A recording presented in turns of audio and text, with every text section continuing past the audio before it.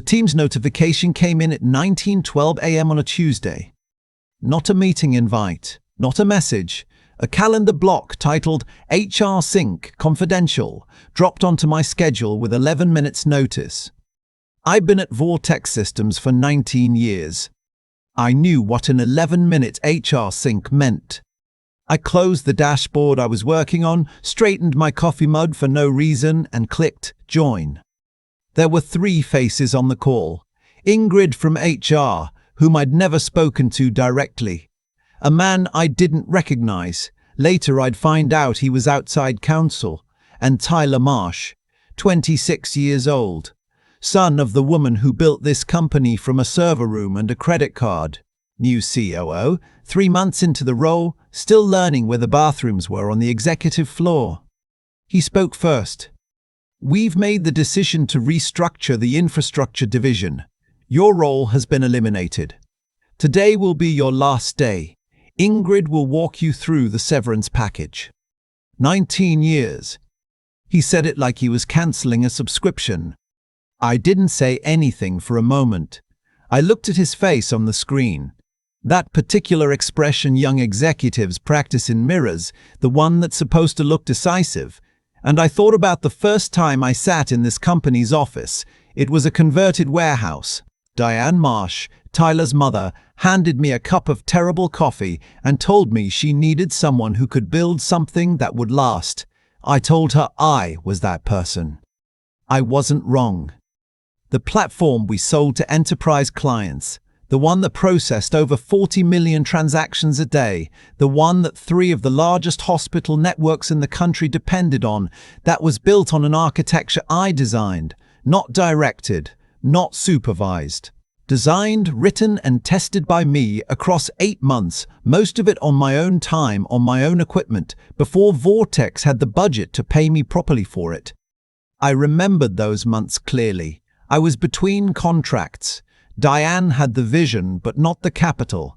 She couldn't afford to put me on payroll yet, so we had an informal arrangement. I built, she promised equity, and we'd formalize everything once the first funding round closed. I worked from my apartment, my own laptop, my own cloud instances billed to my personal card. The architecture I built in those 8 months became the foundation of everything Vortex ever sold. When the funding came through and I signed my employment contract, I was so relieved to finally have stability that I didn't read every clause carefully. My father had told me once, always have a lawyer look at IP agreements before you sign anything. I told myself I would. I didn't. But I had done one thing right. Before I signed anything, before I was technically their employee, I had filed a provisional patent on the core architecture.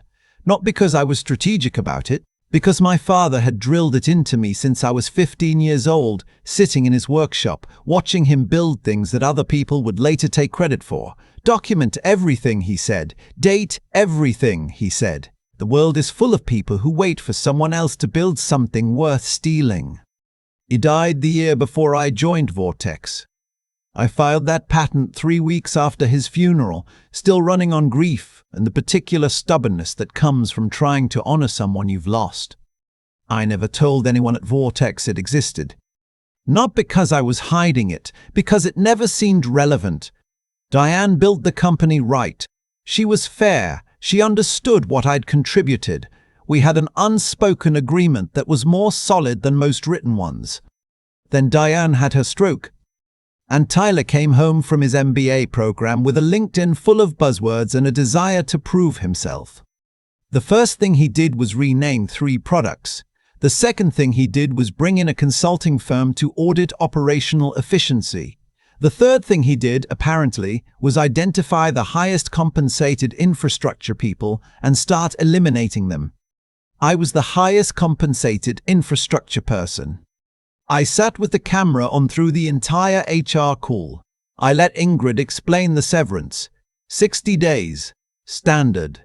I signed the electronic acknowledgement. I asked one question, whether my access would be revoked immediately. Ingrid said yes. End of business day. I thanked them for their time. Tyler had already dropped off the call. I closed my laptop and sat in the quiet of my home office for a long time. Then I opened a different laptop, my personal one, the one I'd used in that apartment 19 years ago, and I found the folder I hadn't opened in years. Patent filing. Provisional application. Dated 14 months before my employment contract with Vortex Systems. Then I opened my employment contract and read it properly. Every clause, the way I should have done the first time. Clause 9.4 covered IP assignment. It read, with very specific language, that any intellectual property created during the term of employment using company resources belonged to Vortex. It said nothing about IP created prior to employment. It said nothing about work done on personal equipment before a formal employment relationship existed. Clause 12.1 covered licensing. It stated that any pre-existing IP incorporated into company products required a separate written licensing agreement signed by both parties with explicit terms. There was no licensing agreement. There had never been a licensing agreement, because no one at Vortex, not Diane, not legal, not Tyler, had apparently ever looked at the patent filing date against my hire date. I called my attorney the next morning, not an employment lawyer. An IP attorney I'd been referred to years ago but never needed. I laid it out for him, the provisional filing date, the employment start date, the 14-month gap, the architecture in the current product, the absence of any licensing agreement. He was quiet for a moment. "You understand what you have," he said. It wasn't a question. I told him I was beginning to. What followed was 6 weeks of the kind of quiet, careful legal work that looks like nothing from the outside. My attorney pulled Vortex's USPTO filings. They had patented the platform, the entire platform, built on my architecture, in the company's name, 2 years after I joined. Their patent cited my foundational work without crediting me as an inventor. That was its own separate problem. He sent a letter to Vortex's legal department on a Thursday afternoon. By Friday morning, I had a call from a lawyer I'd never heard of, speaking very quickly, asking if we could discuss a resolution. I didn't speak to Tyler. I never had to. What happened next happened at the level of boardrooms and counsel, and the particular panic that sets in when a company realizes its entire product suite may be built on IP it doesn't legally control. The hospital networks were notified by their own legal teams. When a $380 million renewal contract for one of them came up for execution, their lawyers asked Vortex to confirm clean chain of title on the core architecture. Vortex couldn't confirm it. The contract was paused. Then the second hospital network asked the same question. Then the third. I wasn't trying to destroy the company. I want to be clear about that. What I wanted was simple, recognition of what I'd built, fair compensation for 19 years of contribution that had been ended with 11 minutes notice, and a licensing agreement that reflected reality. We settled in mediation. I won't give the exact number. The agreement has confidentiality provisions, but I will say it was enough that I could spend the next chapter of my life building something on my own terms. I started a small firm. Just me and 2 engineers I'd worked with for years, both of whom had also been caught in Vortex's restructuring. We do infrastructure architecture consulting for mid-market healthcare companies. We're careful about IP agreements. We document everything. We date everything. Tyler Marsh left Vortex 8 months after I did. The company was eventually acquired at a price significantly lower than their valuation the day they eliminated my role. I heard, through someone still inside, that when their general counsel first explained the scope of the patent issue, Tyler's exact words were, "Why didn't anyone tell me about this before I let him go?" No one had an answer for him. I think about my father a lot these days. He never got rich from the things he built. He didn't have the language or the resources to protect his work the way I eventually protected mine. He taught me what he knew, which turned out to be enough. There's a framed copy of that provisional patent filing on the wall of my office. The date is the first thing you see when you walk in. My father used to say that the most important tool in any workshop isn't the one that builds, it's the one that measures. Because if you can prove what you built and when, no one can take it from you. He was right about almost everything. There's a framed document on my office wall that most visitors don't notice at first. It looks like paperwork. It is paperwork. But the date printed at the top of that page is the reason I still have a career, a company, and my dignity intact. I think about what would have happened if I hadn't filed it. If I'd told myself I'd do it later, once things settled, once the funding came through, once life slowed down enough to handle the administrative details, I'd have handed over 19 years of work with a 60-day severance package and no recourse. Tyler would have moved on to the next restructuring. The platform I built would have kept running, carrying my architecture in every transaction, every query, every second of uptime, and my name would have appeared nowhere. What saved me wasn't luck. It wasn't that Tyler made a mistake in a moment of carelessness.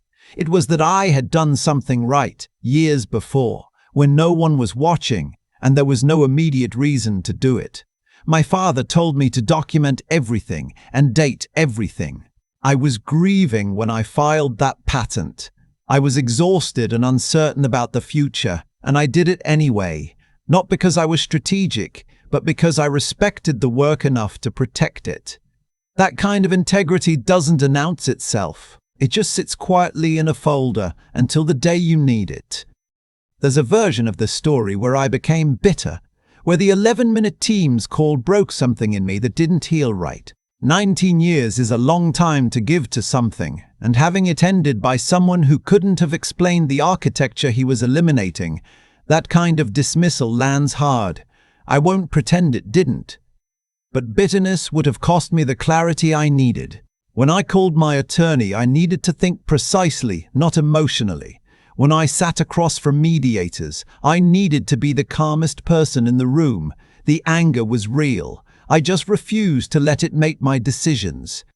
And the intelligence that mattered most in this situation wasn't the kind that got me hired. It was the kind that had kept me curious and careful across 2 decades, the habit of reading contracts properly, of understanding not just how systems work, but how the agreements around them work, of knowing that the technical and the legal are not separate worlds.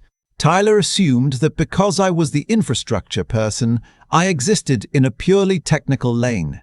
He didn't consider that someone who spent 19 years building complex systems might also understand how those systems were legally structured. That assumption cost him the company's valuation. What I keep coming back to, though, is my father. He built things his whole life that other people profited from. He didn't have what I had, the resources to file, the attorney to call, the paper trail that held. He taught me everything he knew anyway, without bitterness, without withholding. That's its own kind of strength. He gave me the tools to protect myself in a world that hadn't been fair to him. I think about that whenever someone asks me if it was worth it. The filing, the mediation, the years of quiet documentation. It was worth it because he told me it would be. The most important thing you build is rarely the most visible one.